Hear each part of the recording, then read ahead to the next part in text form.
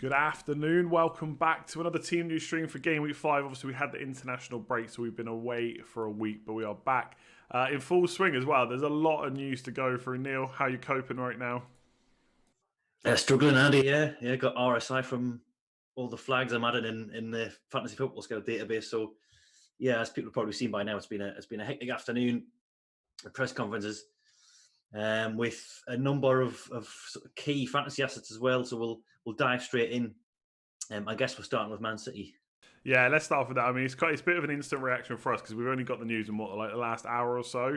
So I know a few people in the chat waiting for De Bruyne news, saying that we won't get anything concrete. But I mean, this is about as concrete as it gets, right? Yeah, at least we've got an unequivocal he's going to miss the game, which is more than what Pep usually gives us. He did not really offer much after that. He said it wasn't too serious that he thinks, but he didn't know how long he's going to be out. He said he'd miss the next games. He said he didn't specify how many games that would be. Now, I have seen a follow-up article from the Telegraph. Now, I don't know what their source is on this, whether it's come from the press section of Pep's presser or otherwise, but they're suggesting he could be out for 2 weeks with a muscle problem, which kind of sort of fits in what Pep's saying, really. He's saying he missed the next few games, but didn't think it was too serious. So, a fortnight's absence, if we're to believe the Telegraph. We haven't got that from City officially, but that's the rumours going around. But he's definitely going to be missing in Game Week 5 anyway. So, if you're thinking about getting rid of him, if you were concerned about the yellow flag, then the red flag might be the push you need. It certainly might be the case in my situation as well. So I've got De Bruyne, as have many, and I might be thinking of getting rid. I think now that I've heard this. Yeah, me too. Quick reaction. Who are you thinking of bringing in? Son? Is it that obvious? Well, I've got Son already, so it might be a downgrade. I was looking at Grealish for the long term. They've got some really good fixtures up until Christmas. Now, Leicester away would have been ordinarily, I think, a tricky test, but of course West Ham done them over last time, and Leicester, as we'll discuss later, are down a lot of bodies this week, especially in defence. So I might fast track that decision and downgrade De Bruyne to Grealish, just pocket the cash, and then at least I've got some money left in the bank to upgrade somewhere else. Perhaps bring De Bruyne or Sterling back in at some point for one of my other players. So yeah, that's where I'm looking at present. But I'll have a good think about that tonight, I think. Yeah, just looking at the fixtures really quick on De Bruyne, because obviously it is the biggest news we're going to get today, I think. So Arsenal at home, he sounds like he's going to miss. I know a lot of people are saying, well, Jose Mourinho said last week that Son was going to miss out, but I think it's different, right? Mourinho kind of said he was going to start, then he wasn't. We even said on this stream 2 weeks ago, it sounded like a bit like mind games. This was a straight out, he's injured. And we know he came off during a match. West Ham away, then if he might miss that, then it's Sheffield United, Liverpool, Spurs. So you probably can give him a miss for a little bit. I'm going to just bring Son in because I don't own him. It just seems like the most obvious move.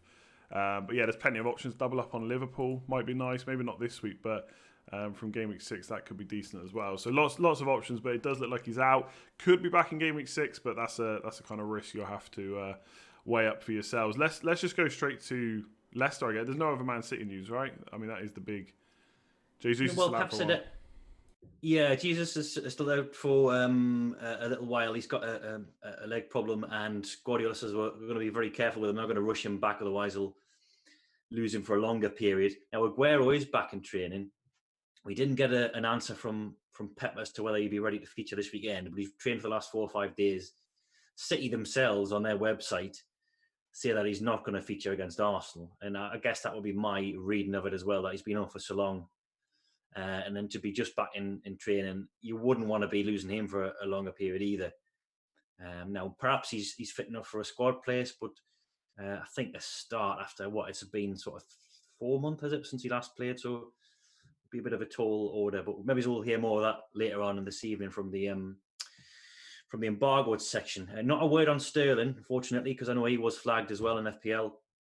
But maybe no news is good news on that front, because Pep was saying that the players have come back a lot better from this international break than they had last time when they lost the likes of Bernardo and Cancelo. So whether he was implying that Sterling's fine, maybe he would have mentioned him alongside De Bruyne, because he wasn't prompted about any names. So I'm taking it as read that he's not too bad, Sterling, and It was reported as a minor hamstring problem at the start of the international break. So we'll again keep our eyes posted on the embargoed section later on tonight, which I think is going to be tonight. Could be tomorrow. Hope not. And maybe some training ground photos if any emerge. But yeah, nothing on Sterling. Yeah, I think his injury was before the international break, wasn't it? It stopped him going away. So it felt at the time like this is an international break injury. There's probably nothing actually wrong, but maybe we'll find out a little bit later. Let's go on to Leicester, because you've already kind of hinted about just how many players they're missing. The list is pretty long, right, at this point? Yeah, and a few we knew about and a few we didn't know about. So a couple of them are international break injuries. So 2 at centre-half, which is what piqued my interest in Grealish. So Soyuncu is definitely out. They're still awaiting a scan on the severity of his injuries, adductor problem. He is going to be out for a number of weeks at least, according to Rodgers. Johnny Evans, they're more hopeful of. He's got abdominal pain, according to Rodgers. But I think it sounds like he's going to be a close run thing to feature. If he's not making it this weekend, then it'll be soon after that. But yeah, Vardy as well. Vardy's flagged now. He's got a calf problem. No real prognosis on that from Rodgers. I think he just set for a scan, so we don't know if he's going to be available or not. Is the sorry to interrupt. Is the calf injury? Remember a few weeks ago, Vardy went off with a knock, and Rodgers said that's something he suffers from. He usually gets back from it. Was it the calf? Can you remember? Or was it his knee? That was a hip growth he's got. Yeah, he's got he's got a growth on his hip, and apparently that sets him back a couple of days after a match, but he's usually fine to recover. Now, he did have a calf problem last season. I know that much. You might be thinking of that. It was, I think, around about Christmas time, wasn't it, when he sort of his form tailed off and his fitness as well. Now, he did have a calf problem around about then. So whether this is another chronic injury, a recurrent problem, which is maybe a sign of his age, I don't know, or it's a fresh issue. We're not entirely sure. We haven't even got an answer as to whether he'll be ruled out or not, but he's flagged anyway. Another boost for Villa if he's out from a defensive perspective. On top of that, they've got Dennis Pratt, who went away with Belgium. Didn't play any minutes, I think, but he's got a knee problem and he'll be assessed. Daniel Amarty's out as well with a hamstring issue. He's been playing at centre-half before the international break. We already know that indeed he's out and Pereira's still out. Maddison is a one bit of good news. Rodgers said he'll be fit to play some part this weekend. I don't know if that means a start or not. Might have to if Pratt's unavailable. But yeah, a lot of flags at Leicester. I might even miss some there, but Rodgers did say that Wesley Fofana could be making his debut with Soyuncu definitely out and Evans a doubt. So he could be fast tracked into the heart of the Leicester defence this weekend. It's an interesting one for those with Vardy in particular, because I'd say obviously he's the most owned one. Because if he'd been out, I think it would actually been almost a blessing in disguise. His next 4 fixtures are not good after this one anyway, so it's probably not the worst time to be shipping it. But the fact that it's kind of he's a doubt, not definitely out, makes that move a little bit trickier. But I guess if you've got a bit of money, Harry Kane's probably obvious, or downgrade and sticking into midfield. But being a similar age to Vardy, I get the problems. I've had issues with my calf. I had to go and see physio last year. I mean, I'm not playing Premier League football, but there you go. It does happen when you get older, and it's mightily annoying. So yeah, Leicester down. I mean, I thought this would be a difficult fixture for Villa, but they might bounce back with another 7 goals at this rate. Definitely be an interesting one to watch. Let's move on to Chelsea next. So, I mean. Same players we've been talking about for ages, Pulisic and Ziyech. We've been waiting for them to come back, and obviously Kepa as well. Now a doubt. What's all the latest from Stamford Bridge? It's getting a lot better at Chelsea anyway, which is a positive if you, like me, still own Werner for some reason. I don't know why I haven't gotten rid of him yet, but I'm clutching onto the hope that Ziyech and Pulisic's comebacks will make him a better option. And make Chelsea a more cohesive attacking unit. Now, Pulisic is in the squad and fit to play, according to Lampard. Ziyech is in the squad but not fit to start, so expect some minutes off the bench from him. Chilwell's fine as well. He was flagged. I think he came home from England duty with a problem, but he's fine. He's in the squad, according to Lampard. They have lost 2 players for this weekend. Not long-term ones by the sound of it. In fact, one's just related to fatigue. So Thiago Silva's just got back from a long-haul flight from Brazil. and Lampard said he's not ready to play the game. It's nothing to do with an injury. He's just not ready to play after, I'm guessing, jet lag or just general fatigue. Mendy as well, who is obviously Chelsea's new goalkeeper, who many were hoping would make the likes of Chilwell a better prospect because he's, well, remains to be seen, but probably not as gaff prone as Kepa. But he's out tomorrow. He won't be fit for Game Week 5. Lampard says he hopes the injury's not too long, but he'll not be ready for the visit to Southampton. So Lampard says he'll have to make a decision on whether Kepa or Caballero will start between the posts. I think it was Caballero last time when Mendy wasn't available. So yeah, even though Mendy's out, still no guarantees that Kepa's going to find his way back between the posts. But I think that's it. Apart from Mendy and Thiago, I think Chelsea are getting there. I think Gilmour as well. He's due back at the end of this month, so they're nearly at full strength.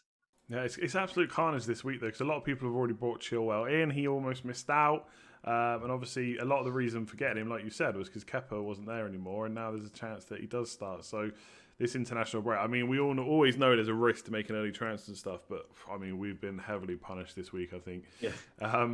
Chelsea, who we got up next? Actually, let's just skip straight to Everton.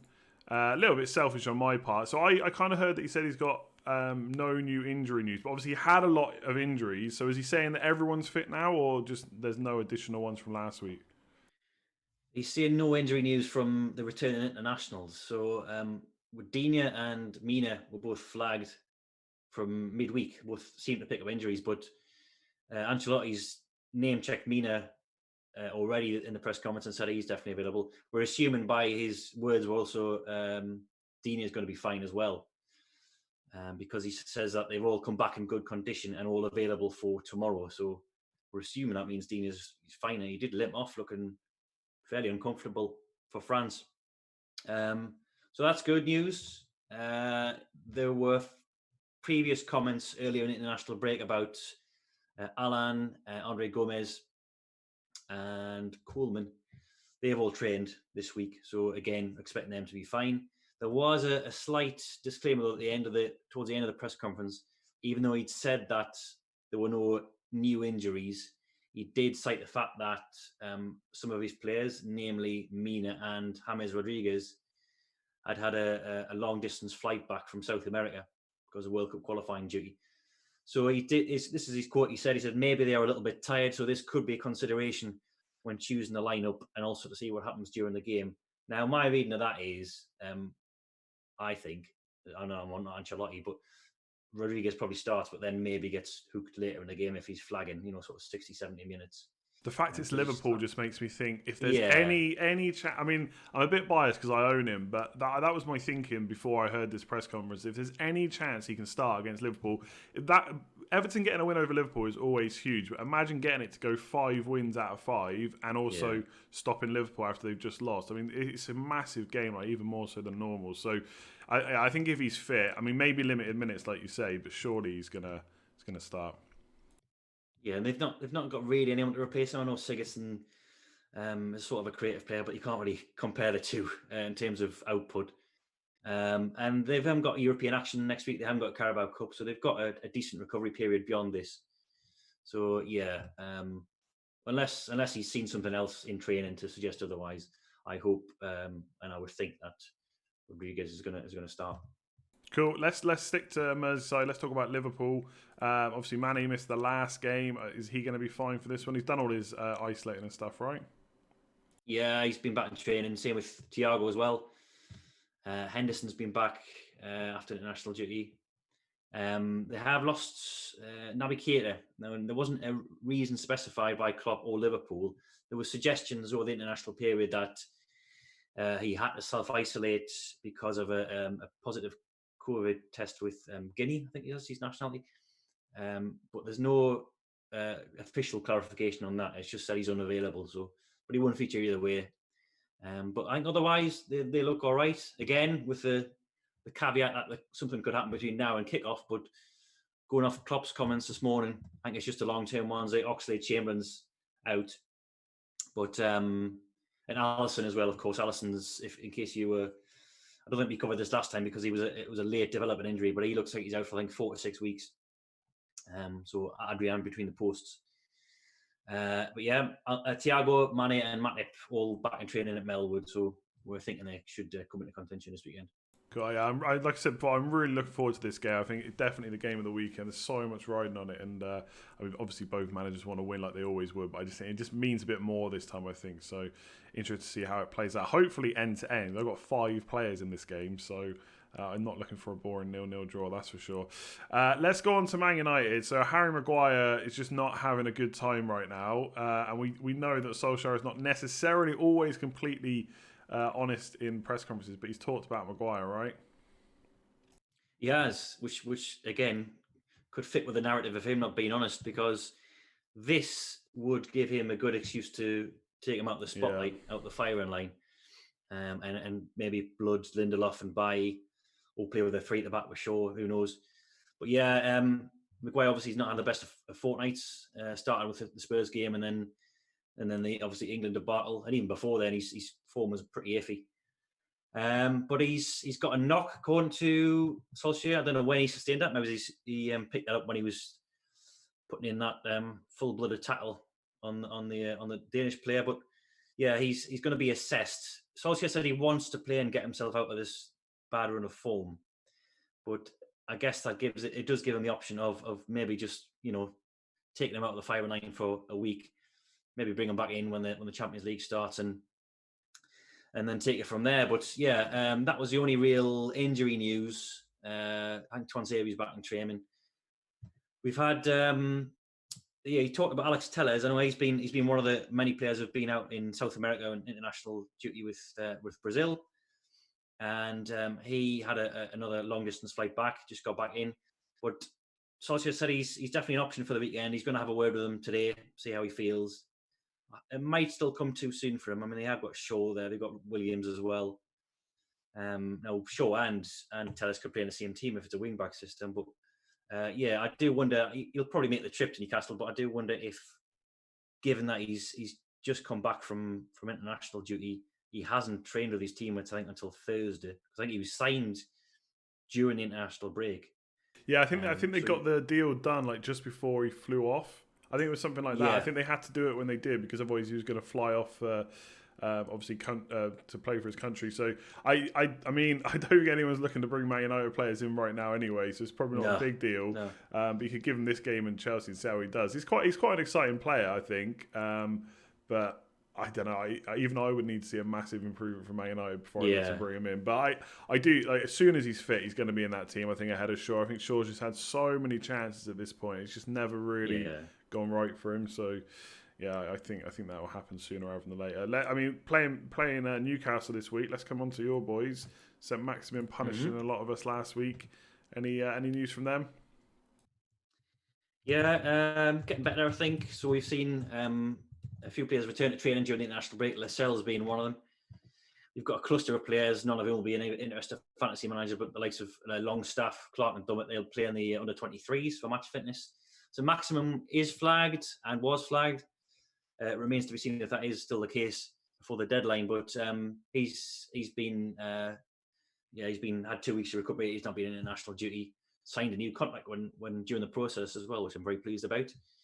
And I don't think there was any suggestions that he's not going to feature this weekend. I'll watch Bruce's press conference in its entirety all the way through later today to see if there's anything that has been picked up. But yeah, as far as I'm aware, he's not too bad.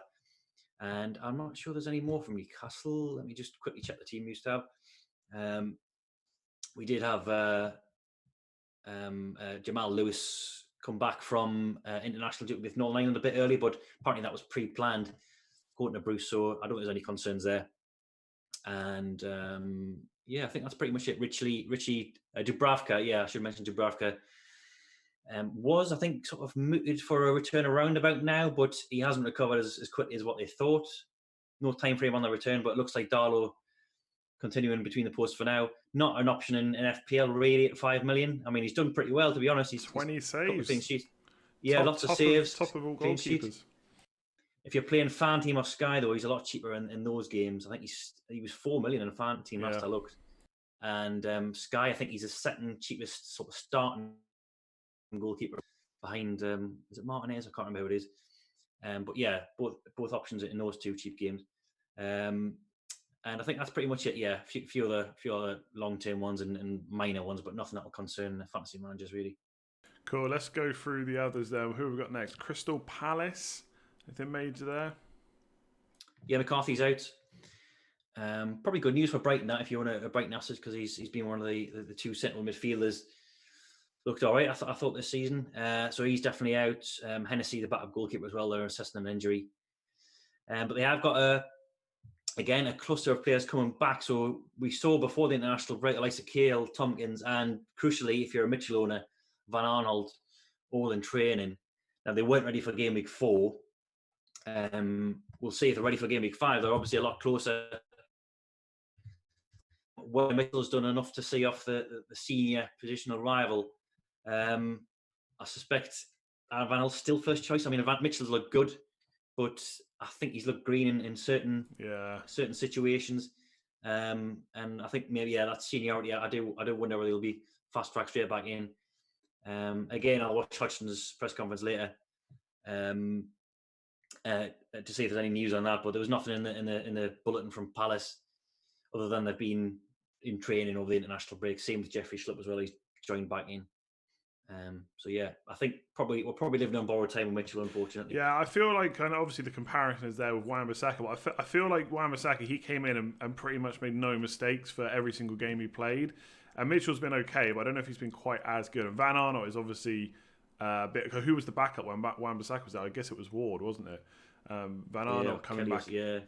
Van Arnold coming back in is just different gravy. I think he'd be straight. But I mean, I'm a Mitchell owner as well, so it's not even like too biased. I just think he's gone. But still offers a lot of value for now, at least until your wild card, having that extra 0.5 million. Any big news out of Southampton? Yeah, 2 injuries. Well, 2 absentees. 1 injury related. It's Gineppo. So you expect Redmond to come straight back in for him. Armstrong's the other one. It's nothing to do with injuries, but it is illness. You would have seen probably already he had a positive COVID test while he was on international duty with Scotland.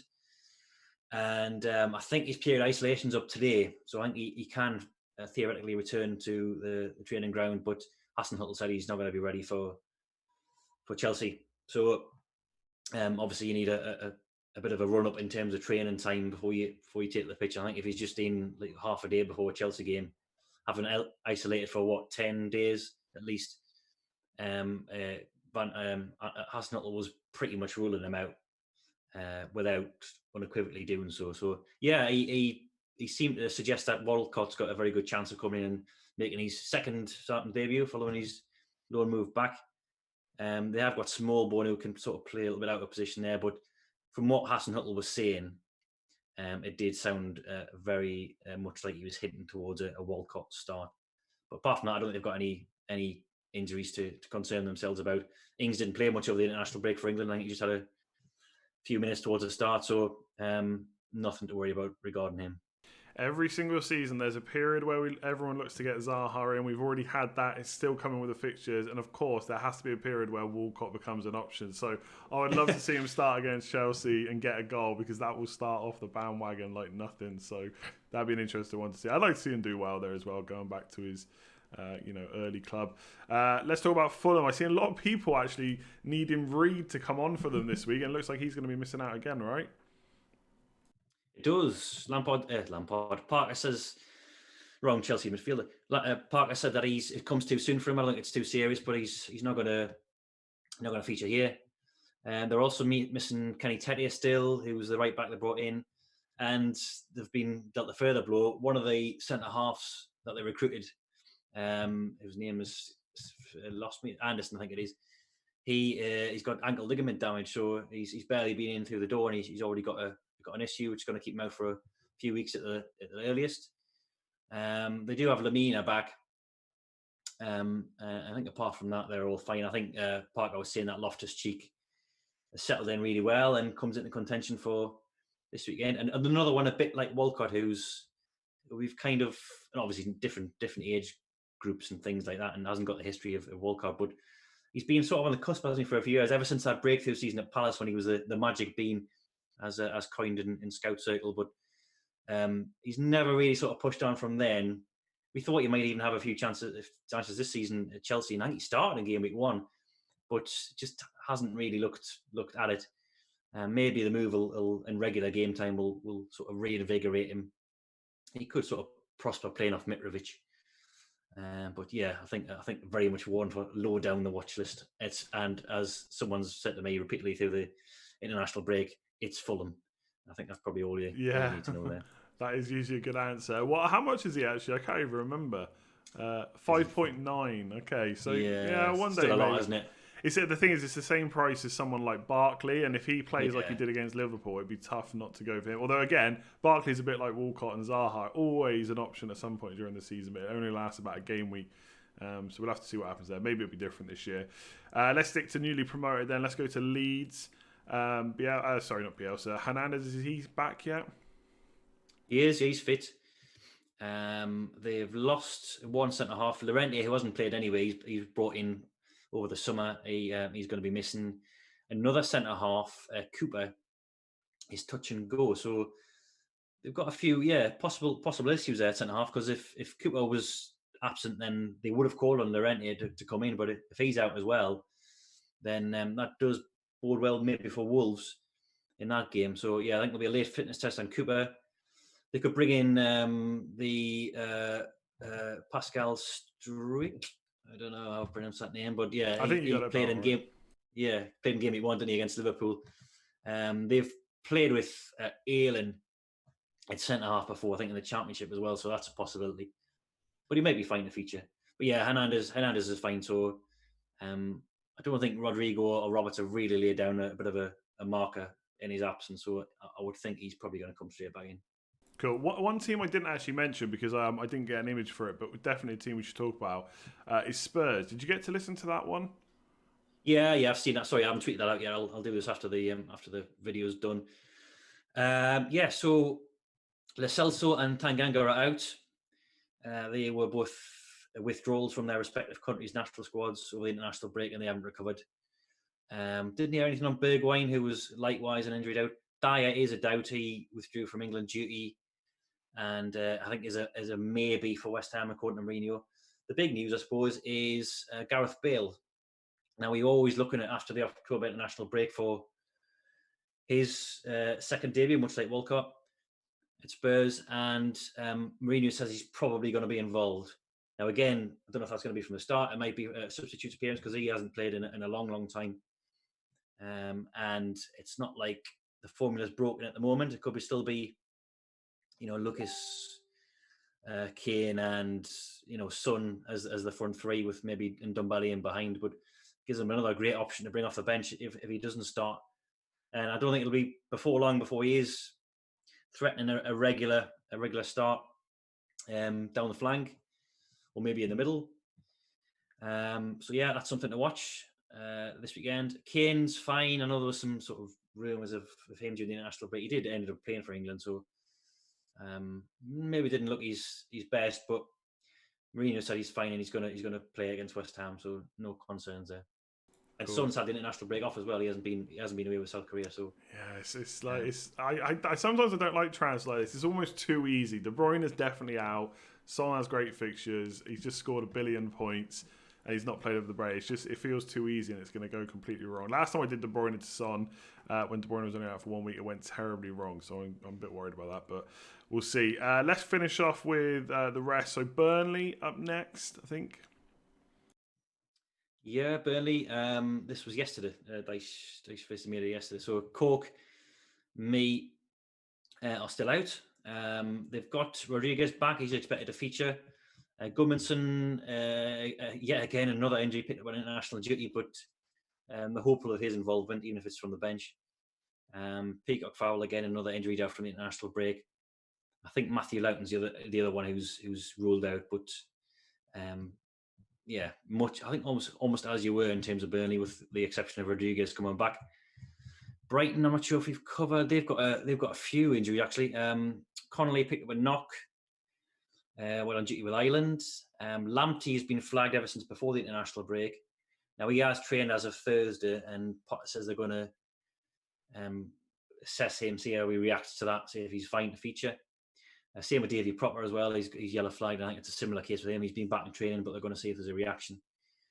And Izquierdo's, he's I don't know. Last time he played, it was probably 2 or 3 years ago, but he's been back in training. He's going to feature for the under-23s. And he's a possibility for the future, for the medium term. I think Jan Baksh is the other one who's out of games, coming too soon for him, I think. Villa, I'm not sure if you covered yet. I haven't really seen much from Smith. I think it's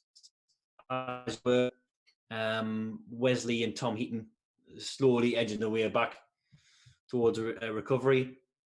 I don't think there's anything fresh. Just having a quick look at the notes now from Smith's presser. I don't think there's anything there. Again, if there's anything else pops out, then I'll bring it to you later on in the article roundup. But yeah, I'll move on to who we not had. Arsenal's one we've not had. Arsenal, yeah. This was, Aubameyang was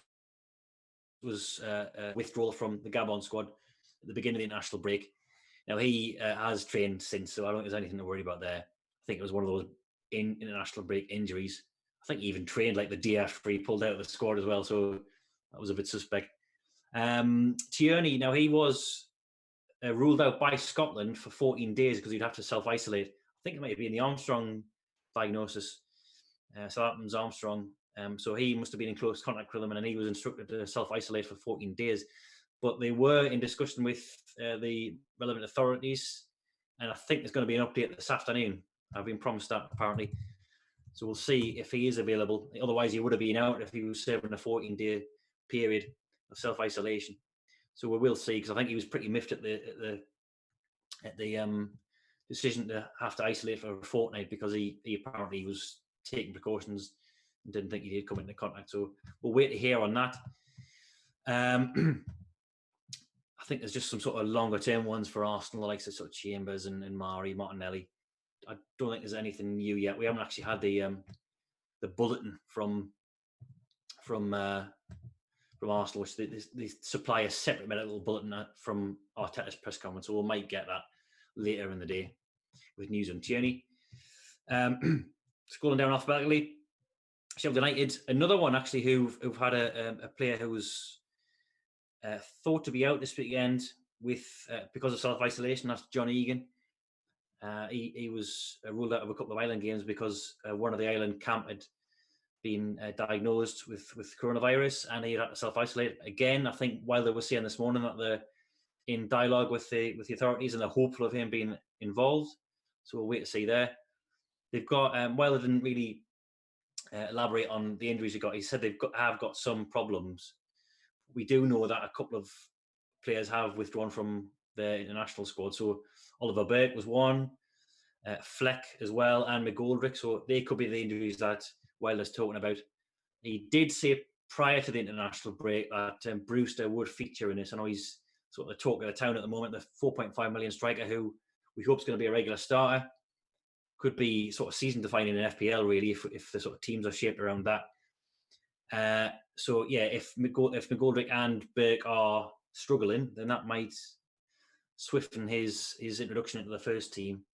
You'd expect them to at least feature from the bench this weekend, maybe even better if they're still short of options in attack. West Brom, Robson Kano's out. He's got a broken arm. I think he's going to have surgery on that, so that's, I think, a 5 or 6 week absence. Robinson was another one who was involved with Ireland, who, like Egan, had to self-isolate. So again, we'll wait to see if there's any developments this afternoon, whether he can actually feature. Yeah, big controversy that was in Ireland. They were sat a couple of them were sat 1.7 or 1.9 meters away from a false positive test as well. They were not happy about that getting knocked out, I'll tell you. It sounds something similar to Tierney, I think, as well. And he was roughly the same distance. So maybe that's what they're arguing about this afternoon with the powers that be. So that would be a big boost for them if he's back, because otherwise, I mean, they're sort of struggling for options up top, especially with Robson Kano out. Austin's kind of out of favour a bit, and Zaha, I think, is on his way. So they need Robinson fit and firing. Well, they have just signed Colin Grant. I'm not sure if that's in time to feature, but I'll check on that. West Ham, This was the shortest press conference ever today. I think he took 2 questions and then it was cut off, and he went to the written section. So in terms of broadcast news, we've had absolutely now from Moyes, who's back now at the West Ham training ground after his spell away in isolation. Masuaka was a withdrawal during the international break, but apparently he's not a major concern. And I think the other one was Frederick, so I think he was expected back after the international break. Wolves now, I've heard Santo today whinging about the international break and about the players he's had away, mostly with Portugal, of course. I suppose it's a rod you make for your own back if you're willing to, if you're going to go out and sign Portugal internationals, you've got to expect them to be playing when there's an international break coming around. Marcel was still a doubt, I think. I mean, again, this is one I'll have to look into closer this afternoon. The reason I haven't got all these teams transcribed is because there was about 14 or something happening simultaneously this afternoon at 1 and 1:30. So there's been a real deluge of information. I didn't see anything reported on the injury front at Wolves, but I will look into it and report back on that. I know Jimenez was in action in Europe, which is a good thing. He usually has to come back from Central America when he's on duty with Mexico, and they're playing Monday night anyway. So that's a positive in terms of Wolves and their assets coming back from internationals. And really, Santo hasn't got much of a leg to stand on because they've got the best recovery time out of most of the Premier League teams. So I don't think fatigue is going to be too much of a concern there. But I think that's pretty much it. I'm sure there's something I missed. There was so many injuries this afternoon, so many flags and quotes flying here, there, and everywhere, and such a lopsided schedule. I mean, I don't know what's happening this season, but there's been like sort of 16, 17 on a Friday every week. Hoping that settles down and there's more of an even split in the future. But yeah, anything I've missed, and I'm sure there will be something, I'll round up later this afternoon, either in the article or in the Team News tab or on Twitter.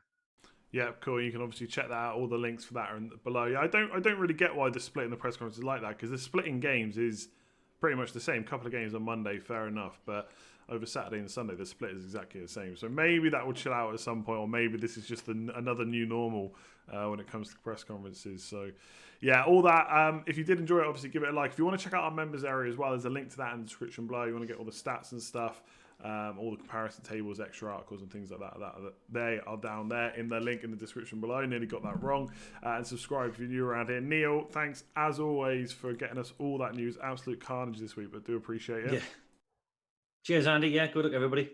Yeah, good luck, everyone. We will be back tomorrow with Breakfast Club at 9:30 a.m. UK time. I'm going to be on with Late Riser, so we'll be discussing all this kind of everything that's just happened, like De Bruyne, etc. We'll be discussing all that tomorrow morning as well before the deadline. If you want to check that out, otherwise we will see you soon. As Neale said, good luck.